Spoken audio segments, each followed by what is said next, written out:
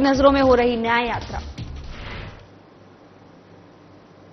नमस्कार, हमर छत्तीसगढ़ में आपका स्वागत है। मैं हूं आपके साथ भावना त्रिपाठी।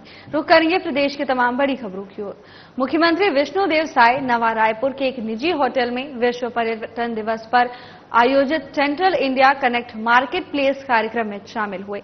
मुख्यमंत्री साय ने छत्तीसगढ़ में पर्यटन को बढ़ावा देने और इस क्षेत्र में अच्छा कार्य करने वाले लोगों को प्रोत्साहित करने, आगामी वर्ष से राज्य में पर्यटन के क्षेत्र में उत्कृष्ट कार्य करने वाले अथवा संस्था को प्रतिवर्ष राज्योत्सव के अवसर पर पुरस्कार दिए जाने की घोषणा की। Central India connect market place कार्यक्रम का आयोजन छत्तीसगढ़ टूरिज्म बोर्ड और छत्तीसगढ़ ट्रैवल बोर्ड एसोसिएशन के संयुक्त तत्वाधान में किया गया।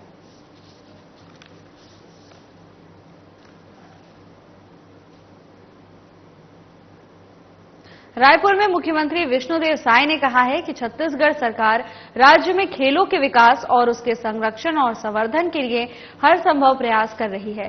राज्य के खिलाड़ियों को हर संभव मदद उपलब्ध कराई जा रही है। सीएम भिलाई में प्रथम वाहिनी छत्तीसगढ़ सशस्त्र बल परिसर में आयोजित प्रथम Akhil Bharatiya weight lifting cluster championship 2024-25 के समापन समारोह को संबोधित कर रहे थे। उन्होंने प्रथम वाहिनी भिलाई में स्थित इंडोर स्टेडियम के संपूर्ण कार्य को पूरा करने के लिए 1 करोड़ रुपए की राशि प्रदान करने की घोषणा भी की।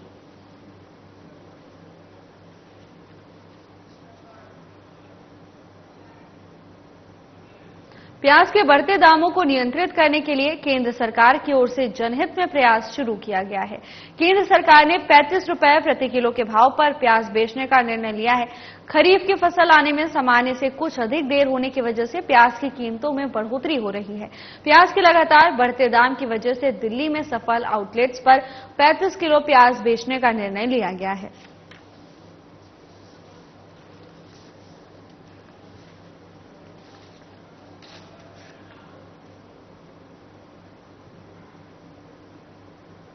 बीजेपी प्रदेश महामंत्री संजय श्रीवास्तव का बयान सामने आया है, जिसमें उन्होंने लगातार खाली पदों में हो रही भर्ती पर मंजूरी को लेकर बयान देते हुए कहा कि हमारे बेरोजगार छात्र छात्राओं को इससे लाभ मिलता है।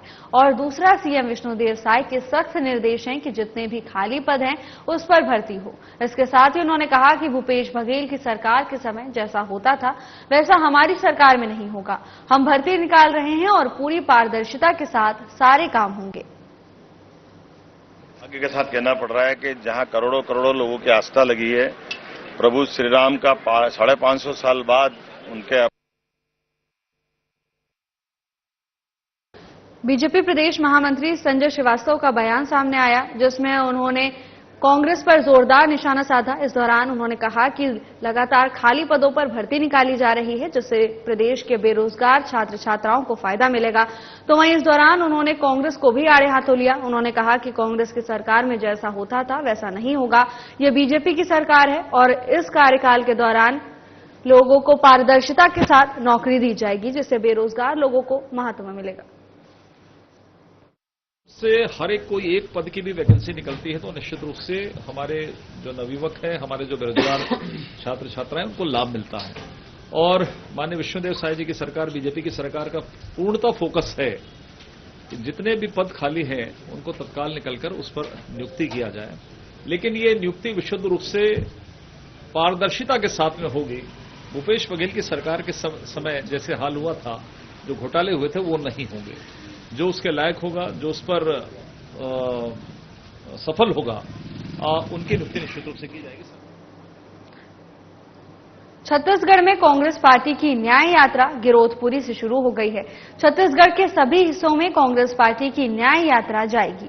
न्याय यात्रा निकालने से पहले कांग्रेस ने पत्रकार वार्ता को संबोधित किया, जिसमें पूर्व मुख्यमंत्री भूपेश बघेल दिखाई नहीं दिए।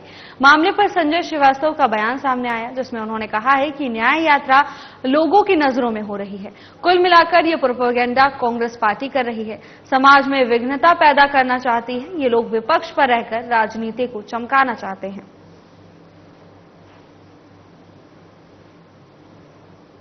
मुझे लगता है कि कांग्रेस की ये यात्रा का नाम जरूर न्याय यात्रा दिया गया है, जिसको लीड दीपक बैज जी कर रहे हैं। लोगों की नजरों में ये न्याय यात्रा हो रही है, कांग्रेसियों की नजरों में ये न्याय यात्रा हो रही है, लेकिन दीपक बैज जी के लिए अन्याय यात्रा हो रही है। इस न्याय यात्रा में कोई सहयोग किसी भी प्रकार का कांग्रेस का या नेताओं का, जैसा आप स्वयं कह रहे हैं कि भूपेश बघेल जी कहीं है, टीएस बाबा कहीं है, कहीं कोई है, कुल मिलाकर एक प्रोपेगेंडा और एक गलत चीजों को फ्रेमवर्क करने की कोशिश कांग्रेस कर रही है, जिसमें वो सफल नहीं होने वाली है। इस देश के अंदर में समाज में विघ्नता पैदा करना, समाज की भावनाओं को हताहत करना, लोगों में फूट पैदा करना, ये काम कांग्रेस ने 50 साल में किया, भूपेश बघेल जी ने 5 साल में किया छत्तीसगढ़वादी के नाम पर, और वही अब विपक्ष में रहकर, जबकि उन सब चीजों को छत्तीसगढ़ की जनता ने दरकिनार कर दिया, बावजूद इसके समाज में आपसी टूटफूट हो, तोड़फोड़ पैदा करके वो अपनी राजनीति को चमकाना चाहते हैं। लेकिन सौभाग्य कहूं या दुर्भाग्य कहूं, किसके लिए क्या सौभाग्य होगा दुर्भाग्य होगा, ये एक आज भी नहीं है। एक समाज के लिए नई यात्रा की बात करते हैं, लेकिन उसमें भी ये कांग्रेस के नेता एक नहीं है। इससे बड़ी विडंबना और दुर्भाग्य। छत्तीसगढ़ में कांग्रेस पार्टी न्याय यात्रा और बीजेपी एक तरफ सदस्यता अभियान चला रही है। दोनों ही पार्टी कहीं न कहीं जनता से जुड़ने का प्रयास कर रही हैं। मामले पर प्रदेश महामंत्री संजय श्रीवास्तव ने कहा कि कांग्रेस की न्याय यात्रा तो चल रही है, लेकिन हमारी पार्टी के सदस्यता अभियान में लोग बढ़ चढ़कर हिस्सा ले रहे हैं। लगातार लोग हमसे जुड़ना चाहते हैं, कार्यकर्ता भी एक्टिव नजर आ रहे हैं। इसके साथ ही 10 लाख और सदस्य बनने को लेकर उन्होंने कहा कि बड़ी चुनौती नहीं है, केंद्रीय नेतृत्व को छत्तीसगढ़ में संभावनाएं दिख रही हैं, इसीलिए उन्होंने हमें ये टारगेट दिया है। जो हमारे समर्थक हैं, राष्ट्रीय नेतृत्व है, सभी को हम पर भरोसा है। चुनौती बीजेपी के लिए कोई नहीं है, क्योंकि हम अपनी पूरी प्रक्रिया को लेकर काम करते हैं। जरूर है, लक्ष्य जब बड़ा होता है तो उसके लिए मेहनत करनी पड़ती है, और माननीय राष्ट्रीय अध्यक्ष जी ने यदि आह्वान किया है कि हम 50 से 60 लाख तक पहुंचे, अर्थात छत्तीसगढ़ में उनको संभावनाएं दिखती हैं कि छत्तीसगढ़ जिस तरीके से सदस्य बना रहा है, सदस्य संख्या बढ़ा रहा है, तो और भी बढ़ा जा सकता है। जब हम वोट करोड़ों की संख्या में प्राप्त करते हैं जो हमारे समर्थक हैं, तो हम उनके बीच में जाकर हम अपनी सदस्य संख्या बढ़ा सकते हैं। यह हमारे लिए फख्र की बात है, गौरव की बात है कि राष्ट्रीय नेतृत्व भी हमारे प्रति आश्वस्त है कि हम 50 से 60 लाख तक जा सकते हैं। जरूर हमको एक नई कार्य योजना हमने बनाई है। कल 29 तारीख को फिर से हम मन की बात के साथ में सदस्यता, हम दिन भर बूथों पर जाकर कल सदस्य संख्या बढ़ाएंगे, सबके लक्ष्य तय किए गए। 2 अक्टूबर को भी स्वच्छता अभियान है, स्वच्छता अभियान के साथ में भी दिन भर हम सदस्यता करेंगे, इसकी रूपरेखा बन रही है। तो मुझे लगता है कि जो 15 अक्टूबर जो हमारी समय सीमा जो तय है, उस तक पहुंचते पहुंचते हम लगभग ये कह सकते हैं कि जो हमारा टारगेट केंद्रीय नेतृत्व ने दिया है, उसको हम प्राप्त करेंगे। वित्त मंत्रालय से जारी बयान में कहा गया था कि परिवहन मंत्री नितिन गडकरी, वित्त मंत्री निर्मला सीतारमण और इस्पात मंत्री एचडी कुमारस्वामी की वैकल्पिक व्यवस्था ने एफएसएनएल मिल एमएसटीसी लिमिटेड की 100% इक्विटी शेयरधारिता की बिक्री और प्रबंधन नियंत्रण के हस्तांतरण के लिए कोनोइक ट्रांसपोर्ट कंपनी लिमिटेड की 320 करोड़ रुपए की उच्चतम बोली को मंजूरी दे दी है, जिसके बाद से भिलाई में फेरो स्क्रैप निगम लिमिटेड के निजीकरण के विरोध में कर्मचारियों ने हड़ताल कर दी है। एफएसएनएल को खरीदने वाली जापानी कंपनी कोनोइक ट्रांसपोर्ट लिमिटेड ने 320 करोड़ की बोली लगाई थी। फेरो स्क्रैप निगम लिमिटेड को केंद्र सरकार के द्वारा निजी हाथों में दिया जा रहा है, जिसको लेकर यहां कार्य करने वाले लोगों में आक्रोश है। निजीकरण के विरोध में कर्मचारियों ने हड़ताल की है। उनकी मांग है कि सरकार अपना फैसला वापस ले और प्रॉफिट देने वाली एफएसएनएल कंपनी को निजी हाथों में ना दे। जहां कार्यरत कर्मचारी और अधिकारी केंद्र सरकार के फैसले के खिलाफ अनिश्चितकालीन हड़ताल कर रहे हैं। आपको बता दें कि भारत के सभी 8 यूनिटों में हड़ताल की जा रही है। करीब 3000 कार्मिकों के हड़ताल पर होने की वजह से कामकाज पूरी तरह से ठप है। देखिए, फेरो स्क्रैप निगम लिमिटेड का निजी हाथों में बेचना हर कर्मचारी को नागवार गुजरा है और इसका आक्रोश हर कर्मचारी और यहां तक कि जितने भी सरकारी कर्मचारी भिलाई स्टील प्लांट में काम करते हैं, चाहे पूरे देश भर में जितने फेरो स्क्रैप की यूनिट्स हैं वहां काम करते हैं। हमारी यूनिट 8 हैं, बोकारो, दुर्गापुर, बनपुर, राउरकेला, विशाखापट्टनम, भिलाई, और ये सब जगह आज ये ऐतिहासिक देशव्यापी हड़ताल हुई है, जो कि आज तक के इतिहास में फेरो स्क्रैप के 1979 से बनने के बाद से आज तक हुई नहीं थी। और ये दिखाता है कि कर्मचारियों के अंदर डर है कि उनका आगे भविष्य क्या होगा, उनके परिवार का क्या होगा। इसको लेके हर आदमी आज सड़क पे उतरा है और सभी इकाइयों में 100% काम बंद हुआ है और हजारों करोड़ का नुकसान सेल्को और भिलाई स्टील प्लांट को हुआ है। इस बात के लिए हम लोगों ने ये एक संदेश देने का प्रयास किया है कि इस तरह से लाभ देने वाली कंपनियों को अगर बेचा जाता है तो कर्मचारी, चाहे वो सेल का हो, चाहे बीएसपी का हो, चाहे किसी भी अन्य रेल का हो, भेल का हो, कहीं का भी आदमी होगा, वो आदमी सड़क पे उतरेगा और इस निजीकरण का विरोध करेगा। आज फेरो स्क्रैप में जिस तरह से पिछले लगभग 30-35 वर्षों से लगातार कमाई का साधन था, उस साधन को इन्होंने बंद कर दिया और प्रॉफिट मेकिंग कंपनी को बेचना ये पूरी तरीके से किसी न किसी षड्यंत्र की तरफ इशारा करता है। 18 दिन था मैं नगरनार में, नगरनार को लास्ट में बेचने नहीं दिया हम लोगों ने। नगरनार बेच इसलिए नहीं पाए वो लोग क्योंकि वहां की पूरी शहर बंद हो गई। शहर का हर बच्चा हम लोग के साथ था। उन्होंने कहा अगर बेचना है हमारी जमीन हमको वापस कर, क्योंकि मोस्टली आदिवासियों की जमीन थी वो। उसके पहले उन्होंने 13 नंबर डिपॉजिट एनएमडीसी का, उसको बेचने का कोशिश किया अडानी को। अभी भी अडानी का वहां प्रॉपर्टी पड़ी हुई। उसके बाद जब फेल हुए तो वो आए एफएसएनएल।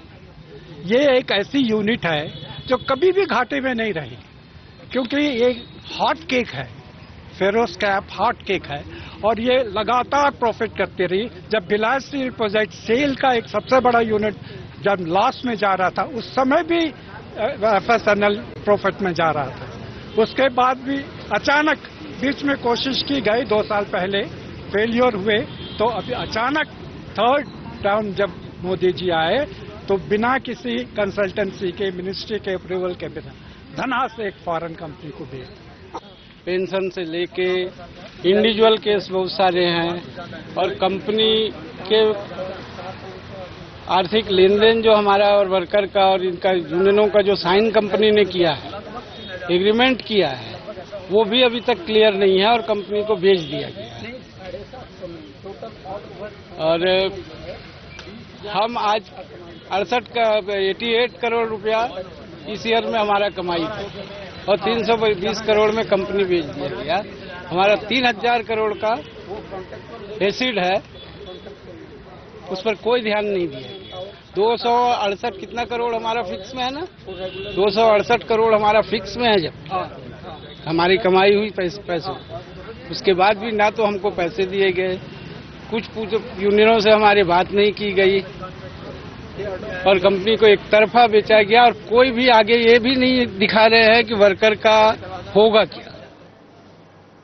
अवैध रूप से आश्रित कच्ची शराब के सेवन से संभावित जनहानि को रोकने और राजस्व सुरक्षा के मद्देनजर अवैध शराब पर संयुक्त कार्रवाई की गई। महासमुंद कलेक्टर विनय कुमार लंगेह के निर्देश पर आबकारी और राजस्व विभाग की संयुक्त टीम ने ग्राम परसापाली स्थित ननकी मुड़ा तथा लुंगड़ी मुड़ा तालाब किनारे छोटा जंगल में दबिश देते हुए कार्रवाई की, जिसमें अलग अलग जगह में शराब निर्माण करते हुए 6 भट्टियों को नष्ट किया गया। साथ ही भारी मात्रा में शराब भी बरामद की गई।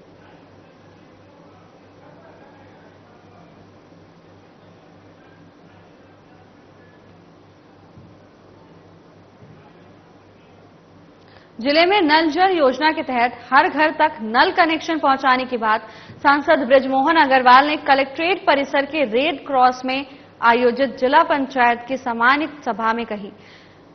इस बैठक में उन्होंने जल की उपलब्धता को सुनिश्चित करने के लिए प्रशासन और ठेकेदारों के बीच समन्वय बढ़ाने की आवश्यकता पर जोर दिया।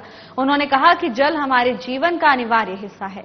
इस योजना के तहत हमें सुनिश्चित करना है कि हर परिवार को शुद्ध और पर्याप्त जल उपलब्ध हो। उन्होंने ठेकेदारों को चेतावनी दी कि यदि वो अपने कार्य को समय पर पूरा नहीं करते हैं तो उन्हें गंभीर परिणामों का सामना करना पड़ सकता है। साथ ही उन्होंने कहा कि योजनाओं का सही क्रियान्वयन और पारदर्शिता बेहद आवश्यक है, जिससे कि जनता का विश्वास बना रहे।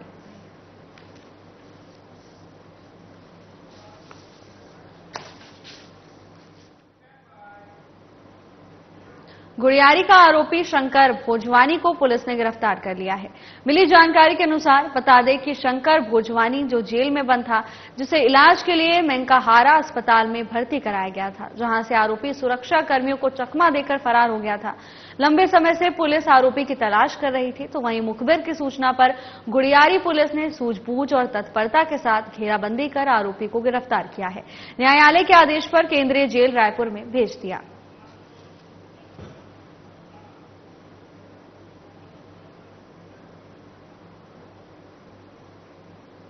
सरगुजा जिले के उदयपुर विकासखंड का रामगढ़ प्रमुख पर्यटन स्थल के रूप में देश विदेश में विख्यात है। शासन के निर्देशानुसार रामगढ़ की पावन धरा पर विश्व पर्यटन दिवस के अवसर पर विशेष कार्यक्रम आयोजित किया गया। इस कार्यक्रम में स्थानीय और स्कूली बच्चों ने अपने सांस्कृतिक प्रस्तुतियों से सबको मंत्रमुग्ध कर दिया। इस अवसर पर स्कूली बच्चों को तारामंडल प्रदर्शनी भी दिखाई गई। विश्व पर्यटन दिवस पर आयोजित कार्यक्रम में जनपद उपाध्यक्ष नीरज मिश्रा के आतिथ्य में शुरुआत हुई। उन्होंने इस अवसर पर विश्व पर्यटन दिवस के महत्व और पर्यटन के क्षेत्र में सरगुजा जिले की समृद्धि का उल्लेख किया। इसके साथ ही स्कूली बच्चों ने अपनी सांस्कृतिक प्रस्तुतियां दी, जिसमें उन्होंने छत्तीसगढ़ की संस्कृति और परंपराओं को दर्शाया।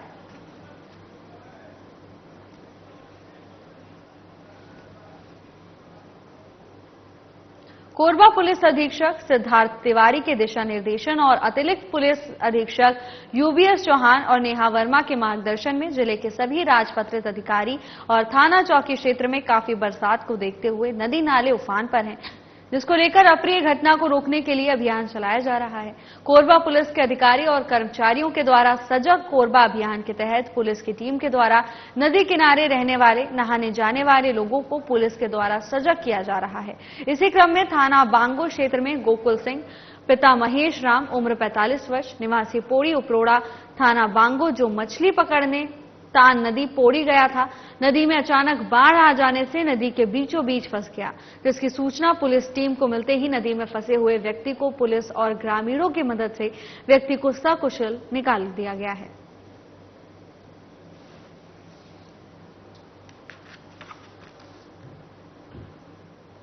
सरगुजा पुलिस द्वारा हॉली क्रॉस महिला महाविद्यालय में विधिक जागरूकता कार्यक्रम का आयोजन किया गया। इस आयोजन के माध्यम से छात्राओं को नवीन कानून संहिता, महिलाओं से संबंधित अपराध, कार्यस्थल पर महिलाओं का संरक्षण अधिनियम और विस्तृत जानकारी दी गई। पुलिस टीम द्वारा यातायात के नियम सहित सड़क सुरक्षा के उपायों और साइबर अपराधों के रोकथाम पर छात्राओं को जागरूक भी किया गया।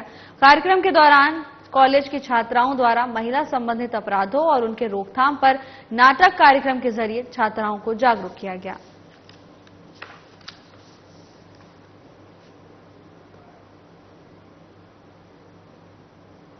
बलरामपुर जिले के जनपद पंचायत शंकरगढ़ के ग्राम पंचायत पोड़ी खुर्द के सरपंच पर वित्तीय अनियमितता के मामले में कार्रवाई हुई है और जांच के बाद एसडीएम ने उन्हें सरपंच पद से बर्खास्त कर दिया है।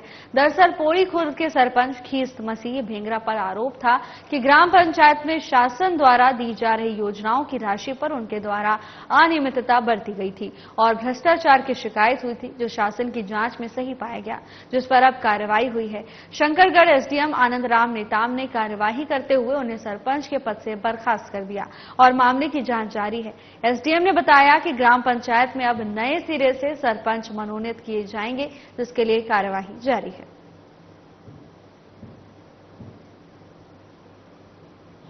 पोड़ी खुर्द के सरपंच कृष्ण मसीह भेंगरा इस नाम के जो सरपंच थे, उनके बार बार शिकायत आ रहे थे, तो उनकी शिकायत जांच के लिए टीम बनाई गई थी। तो टीम के द्वारा जांच प्रतिवेदन दिया गया कि उनके द्वारा वहाँ जो कार्य है, जो उस कार्य का किसी प्रकार के टीएस वगैरह या वहाँ के जितने भी पंजी संधारण करते हैं, तो ये पंजी वगैरह में अनियमितता पाई गई।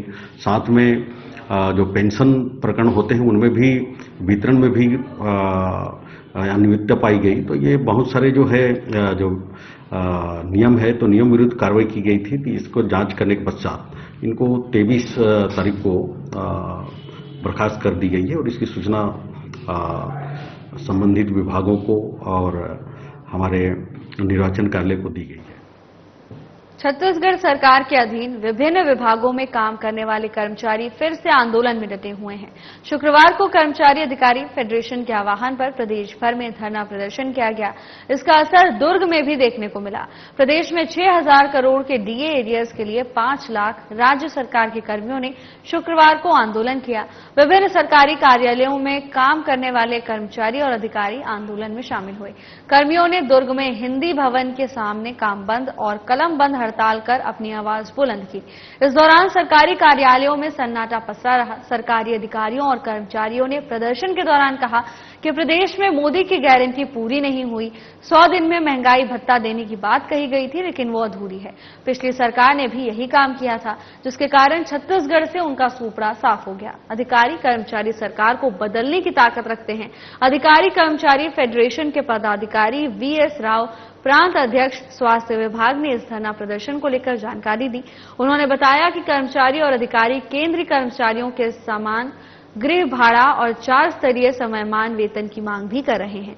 मोदी की सरकार ने 240 दिन की जगह पर 300 दिनों का अवकाश नकदीकरण की गारंटी दी है, जो अभी तक पूरी नहीं हुई। इसे लेकर क्रमबद्ध तरीके से आंदोलन चल रहा है। अधिकारी कर्मचारी फेडरेशन के आह्वान पर आज पूरा विभाग हड़ताल पर है, जो कि हमारी 4 मांगे सरकार से है कि सरकार हमें 4% डीए जो कि जनवरी से देना चाहिए, किंतु आज पर्यंत तक वो हम कर्मचारियों को आज तक अप्राप्त है। साथ ही साथ जो छुट्टियां होती है, ईएल होता है, वो 240 दिन है।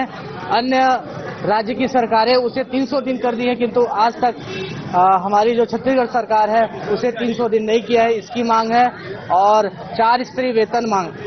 इन सब मुद्दों को लेकर के आज हम सभी कर्मचारी आज यहाँ पर एकत्रित होकर के हड़ताल पर लगे हुए हैं और हम चाहते हैं कि मीडिया के माध्यम से उन तक ये संदेश पहुंचे कि कर्मचारियों का हित कितना आवश्यक है और इसका जो घाटा हो रहा है एक कर्मचारियों का, यदि हम कैलकुलेशन करें तो इसमें एक कर्मचारियों को बहुत ज्यादा हानि हो रही है। और मैं चाहूंगा कि सरकार जो है इसको संज्ञान में लेते हुए त्वरित इस पर। अंबिकापुर शहर की यातायात व्यवस्था पूरी तरह ध्वस्त हो गई है। शहर के प्रमुख व्यावसायिक मार्गों में लगातार जाम की स्थिति निर्मित हो रही है। यही हालत बाईपास मार्गों की है। शहर के चौक चौराहों में तो हर समय जाम की स्थिति निर्मित हो रही है। असामाजिक और अपराधी तत्वों की बढ़ी सक्रियता से माहौल भी अशांत हो रहा है। लगातार मारपीट और गुंडागर्दी हो रही है। कई घटनाओं का वीडियो इंटरनेट मीडिया पर भी प्रसारित हो रहा है। इसके बाद भी ऐसे तत्वों के विरुद्ध प्रभावी कार्रवाई नहीं हो रही है। अमानक साइलेंसरों पर प्रेशर हॉर्न, 3 सवारी यात्रा करने वालों पर ट्रैफिक नियमों के उल्लंघन कर यातायात पुलिस अभी तक करोड़ों रुपए वसूल कर चुकी है।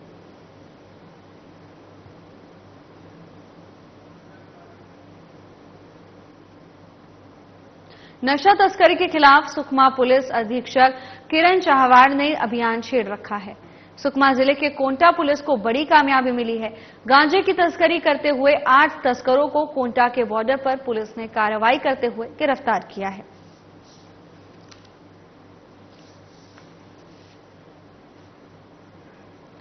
प्रदेश में नशे की रोकथाम के लिए पुलिस लगातार चेकिंग अभियान चला रही है। इसी क्रम में पुलिस को बड़ी सफलता हाथ लगी है, जहां पुलिस ने 8 नशा तस्करों को गिरफ्तार किया है, जिनके पास से भारी मात्रा में गांजा बरामद हुआ है। तो वहीं पुलिस ने सभी को सलाखों के पीछे भेज दिया है और उनसे आगे की पूछताछ कर पुलिस अग्रिम कार्रवाई में जुटी हुई है। प्रदेश में लगातार बढ़ रहे नशे को रोकने के लिए पुलिस प्रशासन समन्वय बनाकर बड़े ही एक्टिव मोड में नजर आ रहा है। लगातार नशा तस्करों पर शिकंजा पुलिस की ओर से कसा जा रहा है। इसी कड़ी में पुलिस के हाथ बड़ी सफलता लगी, जहां पुलिस ने सीमा के पास से 8 नशा तस्करों को गिरफ्तार किया। नौकरी लगाने के नाम पर झांसा देकर ठगी करने के मामले में सरगुजा पुलिस ने सख्त कार्रवाई करते हुए मुख्य आरोपी को गिरफ्तार कर लिया है। चौकी रघुनाथपुर पुलिस टीम द्वारा मामले में आरोपी के खिलाफ सख्त कार्रवाई की गई। फिलहाल पुलिस आरोपी से पूछताछ कर आगे की कार्रवाई में जुटी हुई है।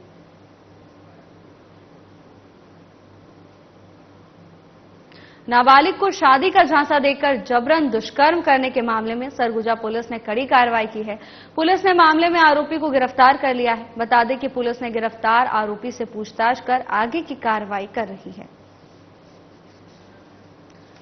अंबिकापुर में शादी का झांसा देकर नाबालिग के साथ दुष्कर्म करने का मामला सामने आया है, जिसको लेकर पुलिस को शिकायत मिली।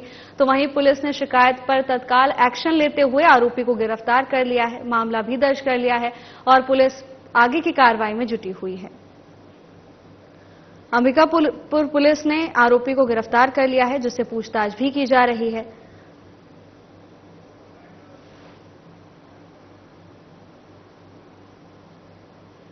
फिलहाल के लिए बस इतना ही। जल्द हाजिर होंगे नई अपडेट्स के साथ। नमस्कार।